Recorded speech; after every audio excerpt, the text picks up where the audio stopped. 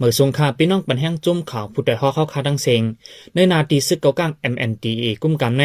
ย่ามเร็วดาตีออกตั้งนั้นกวนเมืองกวนฮอรถก้าเขาและยิบไว้ขว้าง2เวอกำนำห้องว่าไว้สีเขียวเลยไว้ SR1 Special Region 1ในดังเดโฮเลินจันวายปี2026ในมา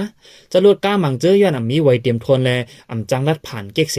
ไล่กว่าเฮ็ดกาดดาลัดผ่านเซ็งเงินเขตหน้าโพเฮงยวนในค่ะเป็นเจ้าก้าไอ้ข้าอ้ออันเป็นคนได้บรรกาบันไปอยู่ค่าเพราะว่าถึงคนเล่นก้าข้าอ้อเพราะว่าอันเฮ็ดมาสองสินเกซ้ำเป็นรายเหลืองสินเฮ็ดวันเนี่ยว่าเขาพาอะไรขึ้นหลายข้าอ้อเขาเดี๋ยวได้ปืนไปห้องข้าแค่ห้องเป็นก้าเขาสู้กับเฮ็ดข้าอ้อเพราะมีมาสองสินเกเหลืองสินก้าจงตั้งเข้าโคปังข้าอ้อยันนี่มันแต่ว่าตีนั้นจะลาเข้าไปขาดต้องปัดพึ่งไฟยาวอ๋อผักไม่ได้เป็นเขาข้างขาออกผักตั้งไม่ได้เป็นซึกว่าขาออก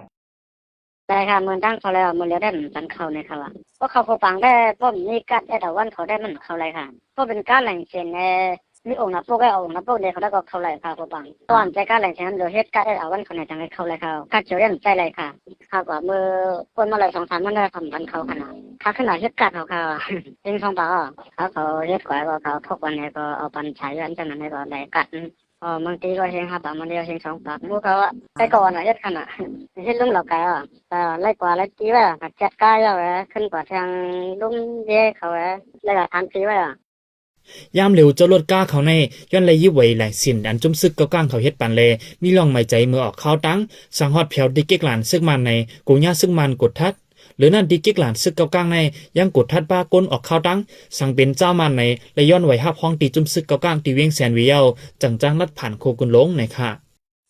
เพราะเป็นเจ้าหน้าที่เล็กโก้ไว้ค่ะเพราะว่ามันว่ามีหลายสินเขาไว้มีหลายสินโก้ก้างหลายสินว่าไว้นะฮะนั้นได้เพราะว่าที่เขาในหลายสินนะเขาสำรวจเอาน้ำปัดเขาออกไว้แฮะหรือไรลักเสริมไว้ครับเพราะเขาหันก็ทำไรค่ะเขาทำขึ้นไม่ยี่ทางเขาเองเพราะว่าอันตะเลือใน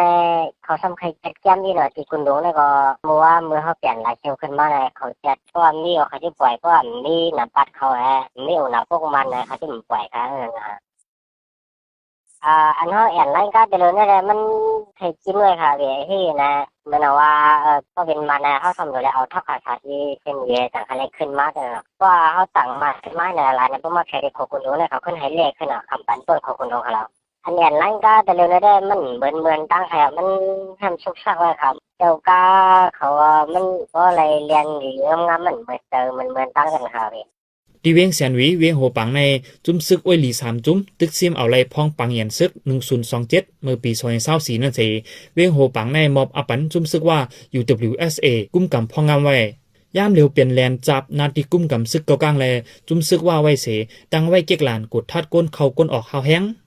เมื่อห่างปี2025นั่นเดอยู่ดีเก็กหลานซึกเกากลางเสอำเลยห้ามรถก้าเจอมีไว้เลยรถก้าเจอยิบไว้เขียวแต่ลัดข้ามกว่ามาในเบิ้นตีถึงมาในหัวปี2026ในแดซึกเก้าก้างเขาแต่หามาเสอำปันลดก้าเจอยิบไว้เขียวนั้นลัดผ่านกว่ามาเย้าหรือนั่นให้จะลดก้าเขาเฮ็ดกาด SR1 เย้าจังปันลัดผ่านเวงโหปังเกี่ยวเลยลองในอยู่ดีเจ้าลดก้าเขาได้เลยทบตั้งหยาบเลยเสียเงินมานจะมอก10 แสนเจ้าในค่ะ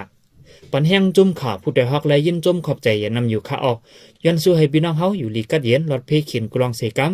ข้าวคุณคิงค่าออกไม่สูงค่ะ